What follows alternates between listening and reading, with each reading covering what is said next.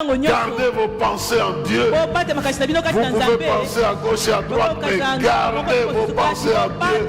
Ce Dieu qui règne éternellement va vous révéler des choses qui dépassent votre entendement. Exercez ce pouvoir de communion. C'est un pouvoir de communion.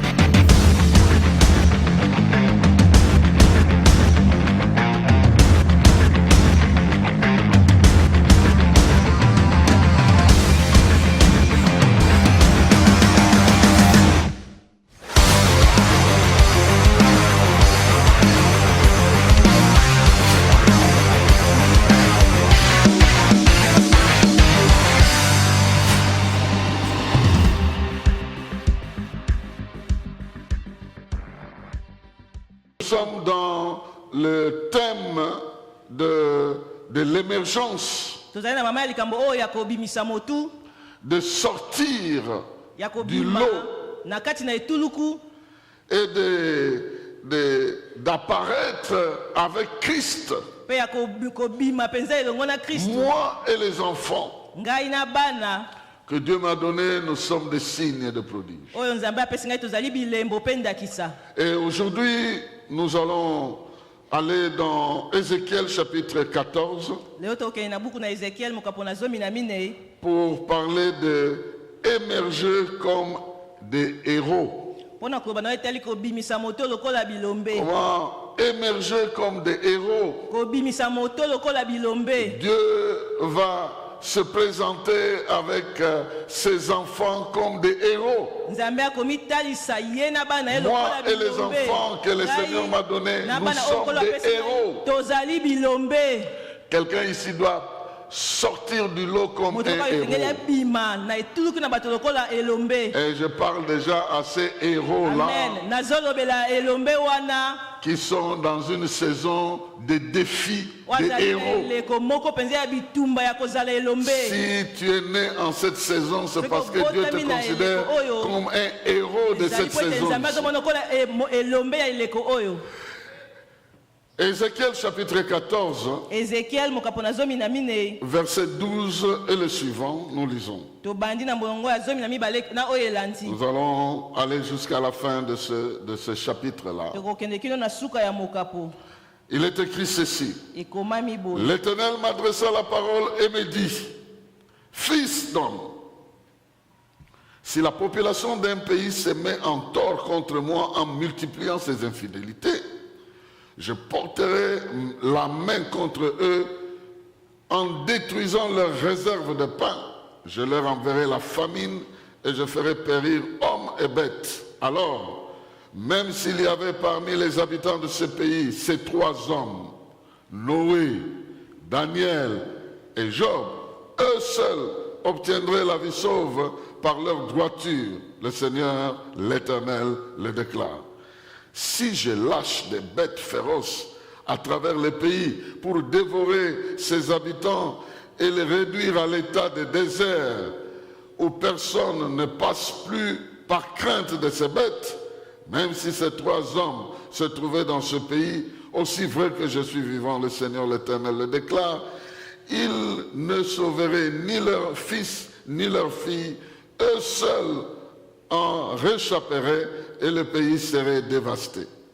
Ou si j'envoie l'épée contre ce pays-là, en ordonnant qu'on lui fasse la guerre pour y exterminer les hommes et les bêtes, même si ces trois hommes se trouvaient là, aussi vrai que je suis vivant, le Seigneur, l'Éternel, le déclare, ils ne sauveraient ni leurs fils ni leurs filles, eux seuls en réchapperaient. Ou si j'envoie la peste dans ce pays-là et si je déverse ma colère sur lui en y exterminant hommes et bêtes. Si Noé, Daniel et Job se trouvaient là, aussi vrai que je suis vivant, le Seigneur, l'Éternel le déclare, ils ne sauveraient ni leurs fils ni leurs filles, eux seuls obtiendraient la vie sauve par leur droiture. Toutefois, voilà ce que dit le Seigneur, l'Éternel. Bien que j'envoie contre Jérusalem mes 4 châtiments sévères, c'est-à-dire l'épée, la famine, les bêtes sauvages et la peste pour exterminer hommes et bêtes, il en réchappera un reste d'hommes et de femmes que l'on fera sortir de la ville. Ils viendront vers vous, vous verrez leur conduite et leur agissement, et vous vous consolerez du malheur que j'aurai fait venir sur Jérusalem et de tous les fléaux dont je l'aurai frappé. Oui, ils vous en consoleront quand vous verrez leur conduite et leurs agissements, et vous reconnaîtrez que ce n'est pas sans raison que j'aurai accompli tout ce que j'aurais fait contre cette ville. Le Seigneur, l'Éternel, le déclare. Quelqu'un peut dire Amen très bien. Amen. Bon, peut-être le message te fait peur, mais est-ce que tu peux dire Amen très très très fort? Amen, malamu, Amen. Voilà, nous sommes ici devant une réalité historique, mais qui peut aussi arriver de temps en temps dans notre vie, dans notre environnement. Le Seigneur est en train de dire par rapport à son peuple, le peuple qu'il a pris de l'esclavage, il les a amenés dans le désert, il les a formés, il les a préparés à devenir un peuple, et il les a placés à la terre promise. Il leur a donné des recommandations, des choses à observer, à respecter. Il les avait prévenus que si vous ne respectez pas ça, parce que nous sommes dans une alliance, ce n'est pas l'ennemi, c'est moi-même, je vais vous menacer. Et cela est arrivé à plusieurs reprises. Mais maintenant, nous sommes à une période où le Seigneur fait une lecture des choses qui étaient passées. Parce qu'il cite des noms qui sont reconnus dans l'histoire. Et il déclare que je peux prendre une décision contre même tout un peuple. Mais il y a des gens qui vont résister. Même si je me fâche, même si je détruis, il y a une catégorie qui ne va pas être détruite. Il y a des hommes qui vont échapper. Et ils vont échapper à cause de quoi? À cause de leur droiture. Ils vont échapper à cause de leur droiture. Et Dieu cite exprès Noé, Daniel et Job. Et il les cite comme des modèles de ceux qui ont émergé dans des conditions difficiles.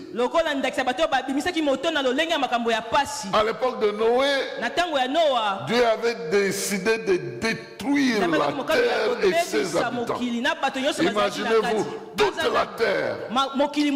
Parce que les gens se comportaient d'une manière qui ne lui plaisait pas.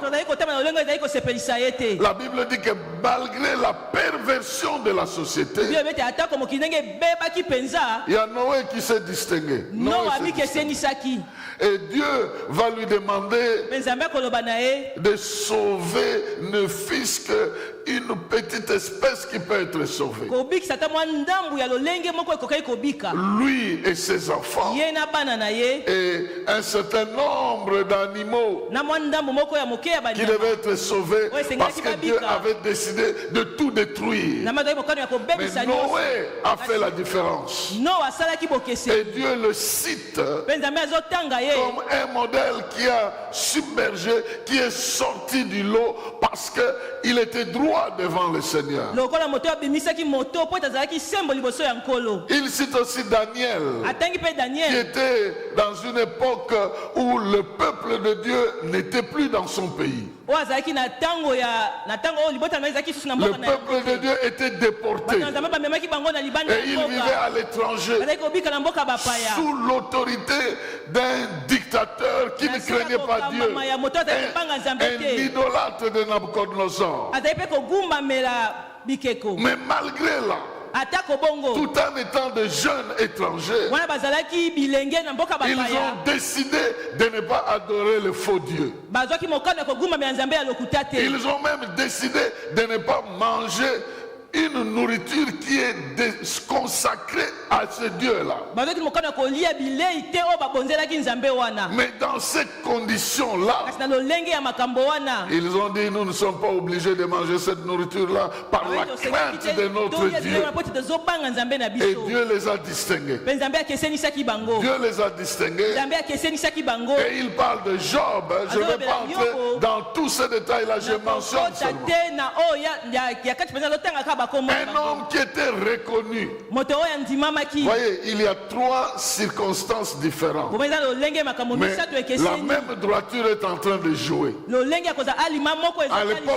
À l'époque de Noé, c'est tout le monde qui était corrompu. Tous. Mais lui émerge. Il n'a pas été influencé par toute la société entière. Daniel est parmi les exilés. Il n'est plus chez lui.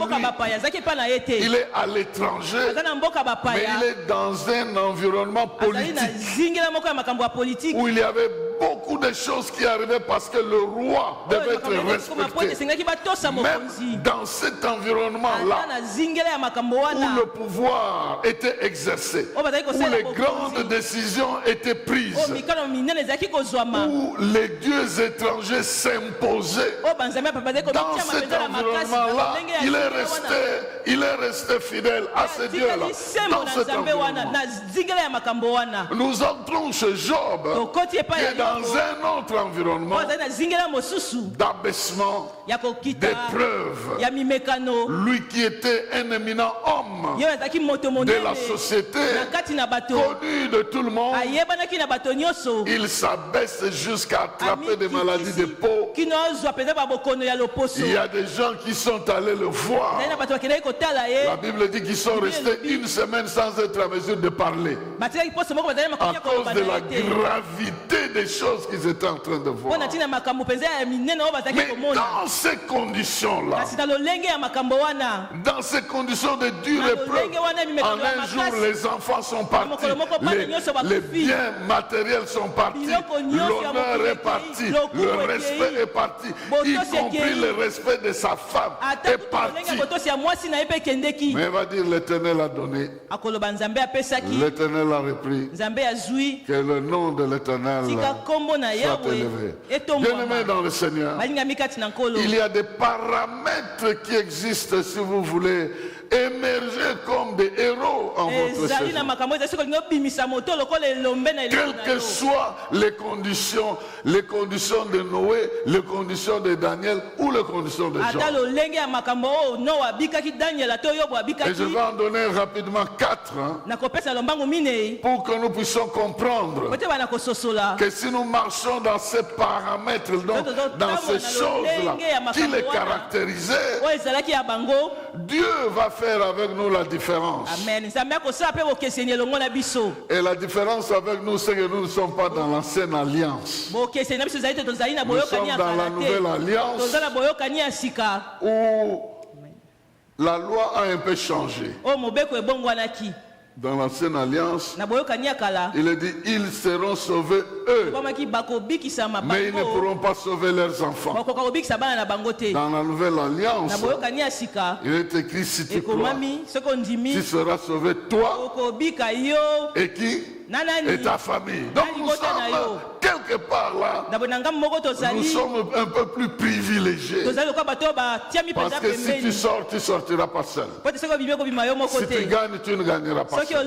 Mais quelles sont les 4 choses? La première chose, ces gens vivaient avec un objectif principal. Et l'objectif principal, c'était de plaire à Dieu. De plaire à Dieu contre tout, malgré tout. Là où la gloire de Dieu est engagée, là où l'honneur de Dieu est engagé, ils engageaient leur vie, ils engageaient leur foi. Quoi qu'il arrive, ils étaient déterminés à honorer Dieu au milieu du peuple. Même si mon voisin n'honore pas ce Dieu, il a peut-être des raisons pour lesquelles il ne peut pas honorer ce Dieu-là. Mais moi, je l'honorerai, je le respecterai. Mon objectif sera de vivre pour lui, de vivre par lui, de vivre en lui, de vivre pour lui, de vivre par lui, de vivre en lui. Bien-aimés, ces gens-là vivaient pour Dieu. Ils savaient que le monde avait ses défauts. Et si des hommes comme nous ont pu plaire à Dieu comme ça, parce qu'il n'était pas parfait. Dieu ne parle pas d'un Noé qui s'est enivré et qui a dormi. Non, il ne parle pas de ça. Ça n'a rien à voir avec le côté qui a plu à Dieu. Dieu est un Dieu qui est capable de couvrir ton côté négatif et de faire émerger ta vie dans un côté où tu es en train de lui plaire. Il ne viendra pas te condamner pour dire toi tu fais ceci. Non, il regarde la part que tu lui donne et il te bénit pour anéantir ton côté négatif.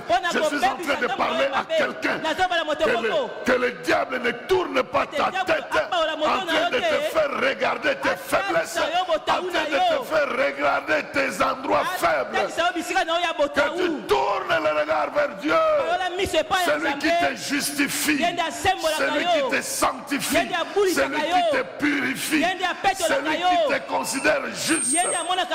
Aujourd'hui, cette justice ne vient pas des hommes. Aujourd'hui, cette droiture ne vient pas des hommes. Elle vient de Dieu, du Seigneur Jésus-Christ, celui qui a pris ta place. C'est un simple Noé, avec sa manière de plaire à Dieu, a pu franchir la barre. A forcerie toi, qui est aimé par Dieu, par Jésus-Christ, dont la vie a été prise en compte par Jésus-Christ, dont les péchés ont été effacés par Jésus-Christ, dont l'Esprit est venu te fortifier. Décide de vivre pour lui. Décide de vivre par lui. Car il est écrit, cherchez premièrement le royaume et la justice de Dieu, et le reste vous sera donné par-dessus. Bien-aimé dans le Seigneur, ta droiture va attirer Dieu. Or, cette droiture, à notre niveau, n'est pas d'abord celle que nous produisons nous-mêmes, mais celle que Dieu constate en nous par notre relation avec Jésus-Christ. Et nous avons tout intérêt à nous fixer par rapport à Jésus-Christ, parce que c'est cette droiture que Dieu considère. Alors nous pouvons aller rapidement dans Philippiens chapitre 3. Dans Philippiens chapitre 3. Philippiens chapitre 3. À partir du verset 8 et 9. Il est écrit, oui, je considère toutes ces choses comme une perte à cause de ce bien suprême, la connaissance de Jésus-Christ mon Seigneur. À cause de lui, j'ai accepté de perdre tout cela. Oui, je le considère comme bon à être mis au rebut afin de gagner Christ. Mon désir est d'être trouvé en lui, non pas avec une justice que j'aurais moi-même acquise en obéissant à la loi, non, mais avec la justice qui vient de la foi en Christ et que Dieu accorde à ceux qui croient. Toi, tu dis 3 fois Amen. Très bien. Amen, Amen, Amen.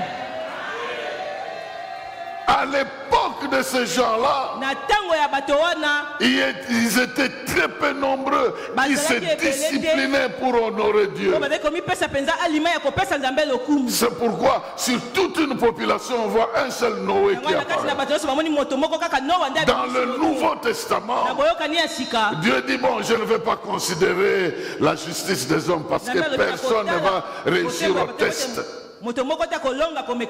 Mais je vais détruire le pouvoir du péché. Je vais détruire la malédiction. Je vais détruire la source de cette force-là. En les clouant à la croix. Par une vie juste. Par une vie correcte. Par une vie saine. Et voici les saints qui meurent pour les pécheurs, afin de les faire accéder à la justice qui vient de Dieu. Donc si tu crois en Jésus, il a raison de dire, moi et les enfants que l'Éternel m'a donnés, nous serons des miracles et des prodiges. Si tu crois en Jésus, et que tu te confies en Jésus, et que tu fais confiance en Jésus, tu seras trouvé avec la justice de Dieu, avec la droiture de Dieu. Et à cause de ça, quel que soit ce qui va t'arriver, tu seras obligé de transcender les épreuves des hommes, de passer la barre et de te distinguer au nom de celui-là qui te tient la main, qui ne te lâchera jamais, qui ne t'abandonnera jamais, qui ne te détruira jamais. Bien-aimé dans le Seigneur, l'objectif principal de ces gens, c'était de plaire à Dieu. Qui est plus grand que Dieu? Qui peut nous intimider? Sinon Dieu lui-même.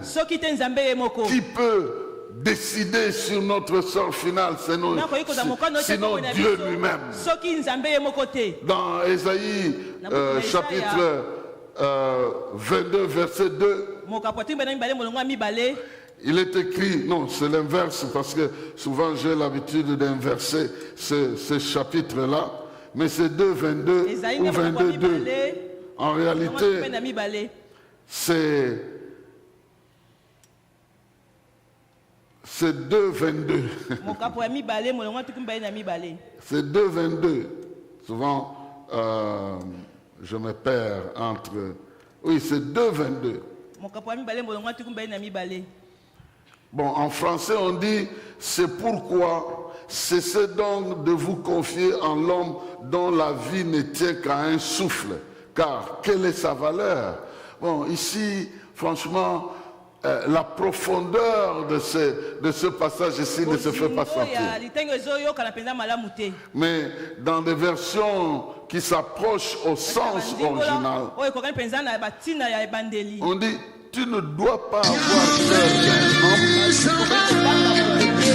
qui sollicite de l'extérieur pour vivre. L'homme n'est pas indépendant. Il dépend de quelque chose qui est en dehors de lui pour vivre. Il respire. Et aussi longtemps qu'il dépend de l'extérieur pour vivre, tu ne peux pas le craindre. Il faut craindre quelqu'un qui ne dépend pas de l'extérieur pour exister. Dieu ne dépend pas de l'extérieur pour vivre. Mais si on bloque les narines de cet homme, on bloque sa bouche, il ne peut pas de lui-même à partir de l'intérieur continuer à vivre et il va mourir. Alors il ne faut pas craindre. Donc quand quelqu'un t'intimide, vérifie, est-ce qu'il tire son existence de l'extérieur? Il peut vivre de lui-même. S'il dépend de l'extérieur, alors il ne faut pas le craindre. C'est ce que la Bible dit ici. Il ne faut pas avoir peur de quelqu'un qui en lui-même il n'a pas de valeur, il tire ça de l'extérieur. C'est la question que je me pose toujours. Est-ce qu'il tire l'air de l'extérieur comme moi? Alors pourquoi je le craindrais? Je craindrais l'Éternel. Je craindrais l'Éternel qui peut arrêter le souffle de quelqu'un ou qui peut donner le souffle de à quelqu'un. Donc la première chose, ils avaient tous comme comme objectif de plaire à Dieu. Et il ne craignait pas les hommes. Comme David lui-même dit au psaume 37, l'Éternel est ma lumière et mon salut. Il est ma lumière. Il est le lieu où j'existe. Un lieu où vous ne pouvez pas pénétrer. Il est ma lumière et il est ma délivrance. C'est lui qui a le dernier mot sur ma vie. Il est ma lumière et mon salut. Alors les hommes, qu'est-ce qu'ils peuvent me faire? Même s'ils avançaient contre moi, c'est eux-mêmes qui vont tomber. Parce que moi, je vis pour Dieu et je dépends. Qu'il en soit ainsi. Dans ta vie, qu'il en soit ainsi. Que rien ne te trouble. Parce que tu vis pour Dieu, tu vis par Dieu, tu vis en Dieu. Deuxième chose, la deuxième chose, ces gens-là étaient des grands intercesseurs. Étaient des grands intercesseurs. Ils savaient chercher Dieu. Ils savaient le trouver. Ils avaient une communion permanente avec ce Dieu-là. Ils savaient le chercher. Ils savaient le trouver. Ils étaient en relation personnelle, permanente avec Dieu. Le grand secret pour ces gens, c'est qu'ils savaient trouver Dieu pour leur dire ce qu'ils devaient faire au moment où ils devaient le faire. Noé a pu s'engager à faire l'arche. Ça lui a pris un siècle pour le faire. Imaginez-vous, en l'an 500, Dieu va lui parler, il avait 500 ans. Et il a terminé l'arche quand il avait 600. Imaginez-vous, pendant tout un siècle, il ne faisait que travailler. Et il travaillait avec qui? Vous ne savez pas. Il y avait des hommes qui venaient pour travailler comme des ouvriers. Et il devait les payer lui-même.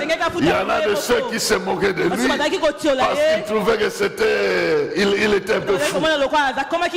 Mais il parlait avec Dieu. Et nous aujourd'hui, les raisons qui pouvaient nous empêcher de parler avec Dieu ont été détruites parce que Christ vit en nous. Si Christ vit en nous et que son esprit est en nous, Dieu vivant en nous, nous avons la possibilité de nous écouter, non pas de l'extérieur, non pas des milieux lointains, mais en nous-mêmes, parce qu'il est venu tabernacler en nous, il est venu vivre avec nous, il peut nous parler, que les oreilles de quelqu'un soient débouchées, que les yeux de quelqu'un s'ouvrent et qu'il comprenne que quel que soit le temps, les circonstances, la victoire ne vient pas du dehors, mais celui qui écoute Dieu,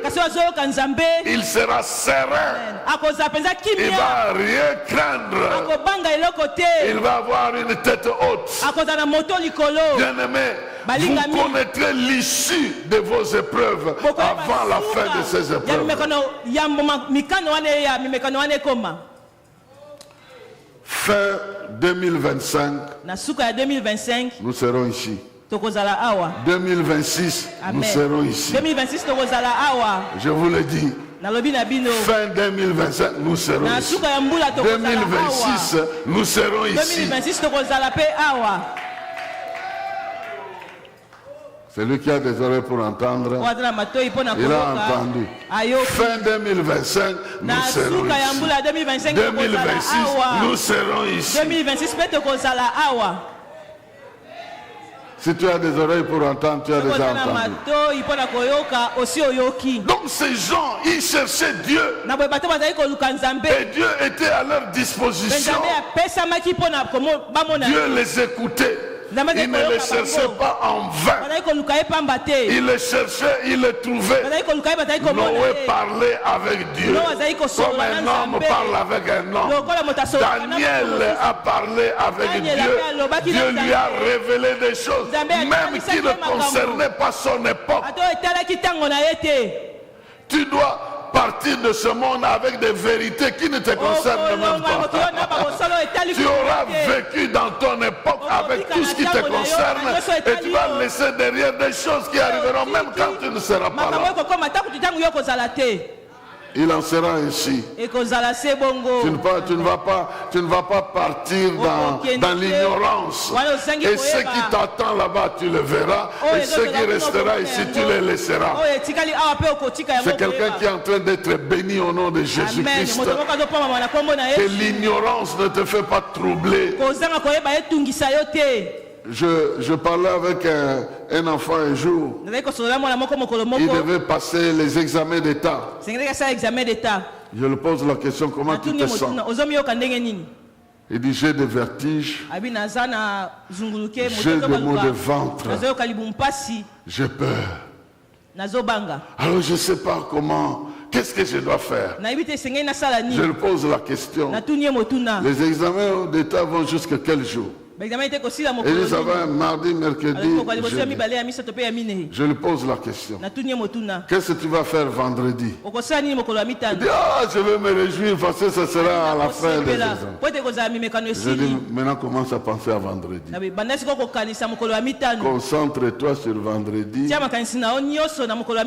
Et puis tu vas passer l'épreuve ici. Je suis en train de parler à quelqu'un indirectement. L'épreuve que nous avons, ça va passer. Ça passera. Il n'y a pas d'épreuve permanente qui vont, non, ça va passer. Et après l'épreuve, tu émergeras, tu sortiras. Je le déclare dans le nom de Jésus. La semaine ici, nous allons passer du temps dans la prière. Nous allons pousser un peu pour nous réchauffer et prouver que nous sommes sur le terrain. Et nous connaissons ces dieux-là. Et nous vivons avec ces dieux-là. Et nous marchons avec ces dieux-là. Et nous dépendons de ces dieux-là. Et nous vivrons ce que ce Dieu aura décidé. Et nous glorifierons ce Dieu sur son trône. Donc, quelque part, nous avons besoin de ceux qui émergent en héros. Parce qu'ils ont une relation personnelle, intime. Ils parlent avec Dieu. Ils prient. Ils passent du temps.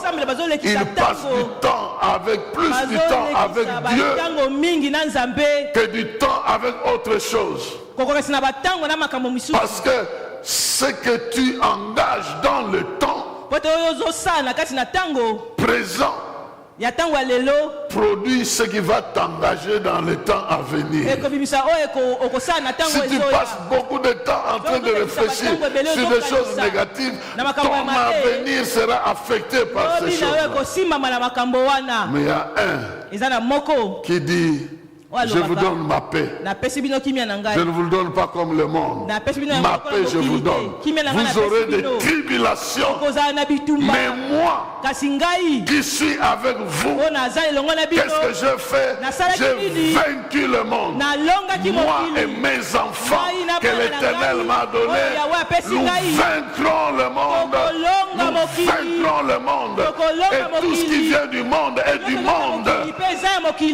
Quel que soit ce qui vient du monde, nous vaincrons le monde avec celui qui a vaincu le monde. Donc ces gens, ils ne passaient pas leur temps à se laisser troubler par ce qu'ils entendaient. Ils étaient en communion avec Dieu et Dieu leur parlait des choses qu'ils devaient accepter et des choses qu'ils ne devaient pas accepter. Et nous aujourd'hui, il y a des choses qu'on peut accepter, mais il y a des choses qu'on ne peut pas accepter. Bon, je ne peux pas quand même accepter que je sois gouverné par un Rwandais quand même. Non, jamais. On ne va pas jamais accepter ces choses-là. Bon, je ferme vite la parenthèse. Bon. Mais c'est vrai. Et ça n'arrivera jamais comme c'était passé. Jamais, je vous le dis, ça n'arrivera pas. Mais on ne peut pas interdire à quelqu'un de dire ce qu'il veut. Quelqu'un me disait, oui, ouais, j'en connais quelques-uns. Nous serons là, vous allez voir, nous serons là. Des talents français, français. Dieu vous a donné ce pays. Vous devez en jouir. Et si vous commettez des fautes contre ce Dieu, réglez ça avec ces dieux. Et il interviendra en votre faveur. Troisième chose. Ces gens avaient un témoignage de Dieu qui pouvait arriver jusqu'à enlever leur vie. C'est ce que dit Apocalypse. Ils l'ont vaincu à cause du sang de l'agneau, mais aussi de la parole de leur témoignage. Mais ils n'ont pas craint la mort. Ils ont parlé, témoigné. Nous sommes sur un terrain, soit c'est la mort qui doit te craindre, soit c'est toi qui dois craindre la mort. Celui qui parle a le pouvoir de la langue. La mort et la vie sont au pouvoir de la langue. Et nous devons utiliser ce troisième pouvoir, le pouvoir de la langue. Le premier pouvoir que ces gens avaient, c'est le pouvoir d'appartenance. Ils appartenaient à Dieu. Ils vivaient pour Dieu. Ils aimaient Dieu. Le deuxième pouvoir qu'ils avaient, c'est le pouvoir de la connexion. Ils étaient connectés à Dieu. Ils communiaient avec lui. Ils recevaient sa force. Le troisième pouvoir, c'était le pouvoir de la parole. Ils savaient parler de la part de Dieu sans rien craindre.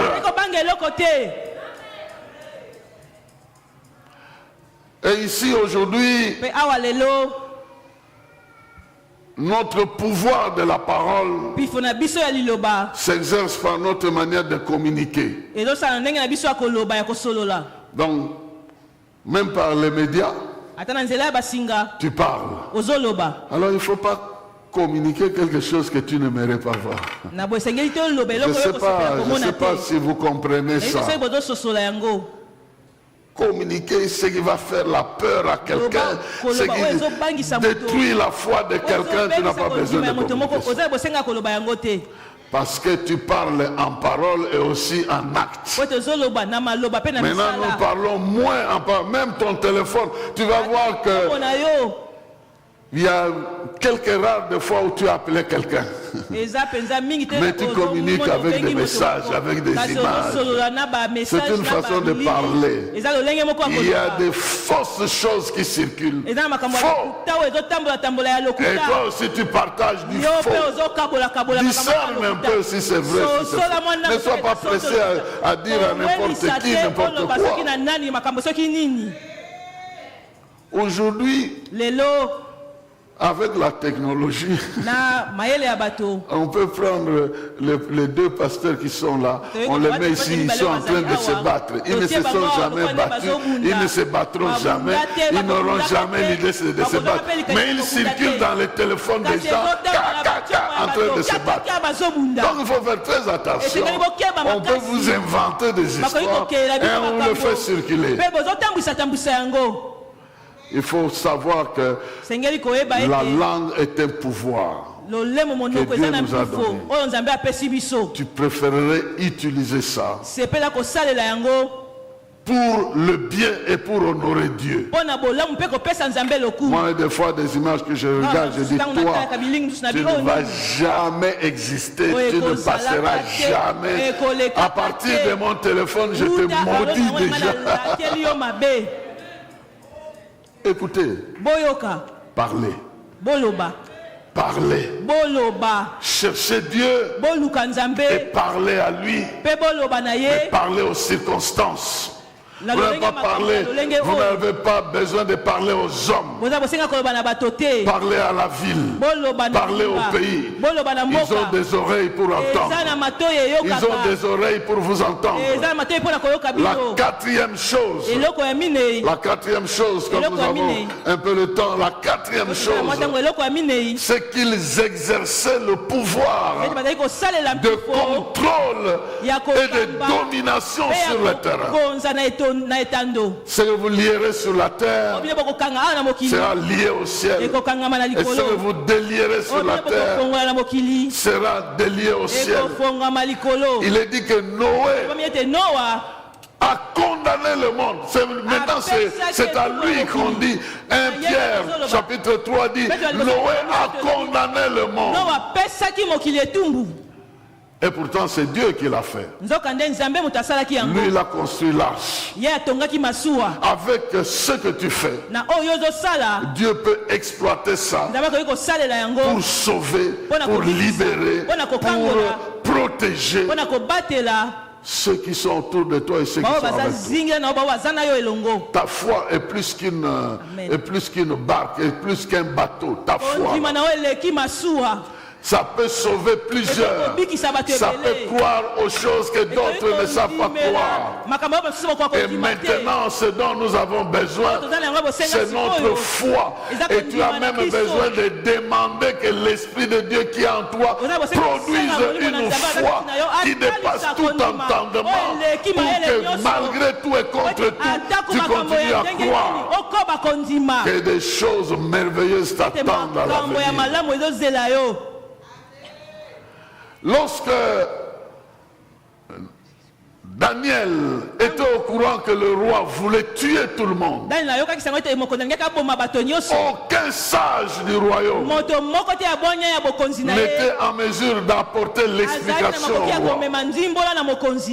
Daniel a mis sa foi à contribution. Il a mis sa foi en contribution. Il a prié Dieu pour qu'il lui révèle la vérité et que la mort ne frappe pas. Et c'est arrivé. Il ne s'est pas arrêté là. Quand il a lu dans les livres du prophète Jérémie que l'exil devait faire 70 ans, la Bible dit que quand il a lu ça, il a décidé de prier. Il a décidé d'intercéder, de faire de sorte que cette parole devienne réalité sur le terrain. La parole que je lis là doit devenir la réalité sur mon terrain. Il y a un Dieu qui protège, il y a un Dieu qui libère, il y a un Dieu qui sauve, il y a un Dieu qui fait ceci. Moi, je peux intervenir. Et nous avons tout ce devoir-là de mettre à contribution ce que nous avons. Nous ne sommes pas à l'époque de Noé, où eux seuls pouvaient sauver. Nous sommes à une époque où Dieu dit, je cherche un homme. Je cherche un homme qui s'élève, qui fait la brèche, et moi je vais intervenir. Cet homme-là est ici, cette femme-là est ici. Ta famille ne va pas disparaître, tes affaires ne vont pas disparaître, ton avenir ne va pas disparaître. Ce que Dieu a prévu pour toi ne disparaîtra pas. Même si tu vois les images de ceux qui ont disparu, toi tu ne fais pas partie de ces images-là, tu ne fais pas partie de ce plan-là, tu fais partie d'un plan que Dieu a. C'est pourquoi tu as besoin de comprendre que toi, tu es dans une situation meilleure que Noé. Noé pouvait se sauver lui-même, mais toi Dieu cherche un homme qui peut lever pour sauver tout un pays, pour sauver toute une ville, pour sauver toute une nation, pour sauver toute une famille. Et si tu te lèves et tu mets à contribution ce que tu possèdes. Mais il faut lire la prière d'intercession de ces gens. Ils avaient à cœur. Et ils se repentaient même pour le péché qu'ils n'ont pas commis. Vous savez que des fois même Dieu les interdisait de prier. Dieu les interdisait des fois de prier.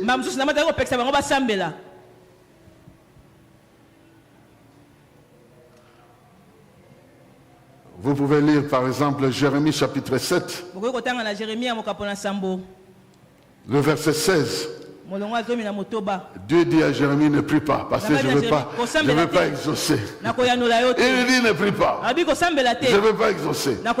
Chapitre 7, verset 16. Jérémie, quant à toi, Jérémie, ne prie pas pour ce peuple, ne prononce en sa faveur ni supplication, ni requête, n'intercède pas auprès de moi, car je ne t'écouterai pas. Amen. Est-ce que vous comprenez ça? Donc, si Dieu te dit de prier, c'est qu'il a décidé de t'écouter. Sinon, il t'interdirait de prier. Si le peuple sur qui est invoqué mon nom s'humilie, prie. Toi, tu es dans cette catégorie-là. Vous me chercherez et vous me trouverez. Quelqu'un est-il malade? Qu'il fasse quoi? Qu'il prie. Est-il dans la souffrance? Qu'il fasse quoi? Qu'il prie. Nous sommes à une période où la prière nous a été recommandée pour exercer le pouvoir de la parole dans nos circonstances. Vous guérirez les malades, vous chasserez les démons. Ça, c'est la parole qui le dit. Et lorsque nous exerçons notre foi pour proclamer cela, nous sommes en train de demander que la parole qui a été écrite soit vécue dans les circonstances que nous demandons. Et nous avons une promesse de celui qui ne nous abandonnera jamais, qui ne nous délaissera jamais. Il dit, quand je vais faire des menaces, il y a des gens qui peuvent se sauver eux-mêmes. Mais nous sommes ces gens-là qui ont le privilège de ne pas se sauver eux-mêmes, mais de sauver tout ce qui leur appartient.